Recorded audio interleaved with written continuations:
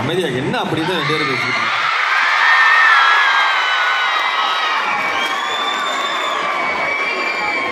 ரெண்டு பேரும் ரொம்ப சீரியஸா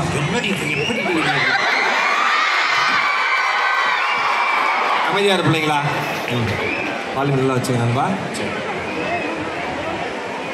கருவறையிலே கால் பதித்த நாள் தொட்டு மேடைகளே பூரிப்போடு நிற்கின்ற இற்றைய நாள் வரை நான் போகிற வழி எங்கும், நான் போகிற ஊரெங்கும் துணைக்கு தன்னுடைய இதயத்தையும் அனுப்பி வைக்கிற என்னுடைய தாய் தந்தையரின் பாதங்களை பணிந்து என்னுடைய பணியை துவங்குவதிலே நான் மிகப்பெரிய மகிழ்ச்சி. 46 ஆண்டுகள் பெருமை வாய்ந்த இந்த பிரின்ஸ் கல்வி குழுமத்தினுடைய இந்த அருமையான சயின்ஸ், ஆர்ட்ஸ் அண்ட் கிராஃப்ட்ஸோட எக்ஸிபிஷனுக்கு சிறப்பு விருந்தினராக அழைத்த இந்த கல்வி குழுமத்தை சார்ந்த மரியாதைக்குரிய சேர்மன் டாக்டர் வாசுதேவன் ஐயா அவர்களுக்கும், அலைபேசி வாயிலாக என்னை தொடர்பு கொண்டு அன்போடு அழைத்த மரியாதைக்குரிய வைஸ் சேர்மன் திரு டாக்டர் விஷ்ணு கார்த்திக் அவர்களுக்கும்,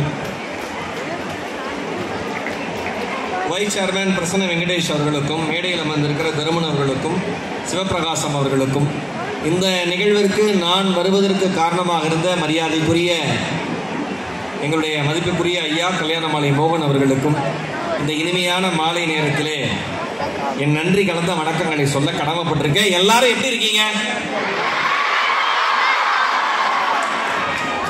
தமிழ்நாட்டில் வருஷத்துக்கு ஒரு குறைஞ்சபட்சம் ஒரு 100 ஸ்கூலோட ஆனுவல் டே, 100லேருந்து 150 ஸ்கூலுக்கு நான் விசிட் பண்றேன்.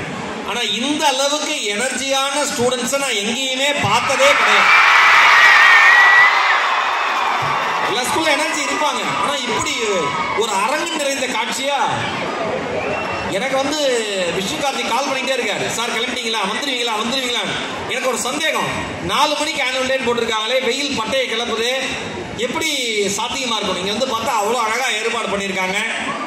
நான் உள்ளுக்குள்ளே வர முடியல. இங்க எல்லா பக்கமும் நம்ம பசங்க தான் படிக்கிறாங்க போல இருக்கு, சுத்தி.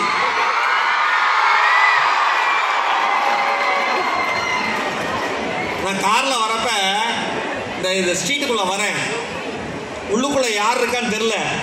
வெளியில 2 பையன் பேசிக்கிறான், இந்த கார்ல தான் அந்த ஆள் போவாரு போல இருக்குடா.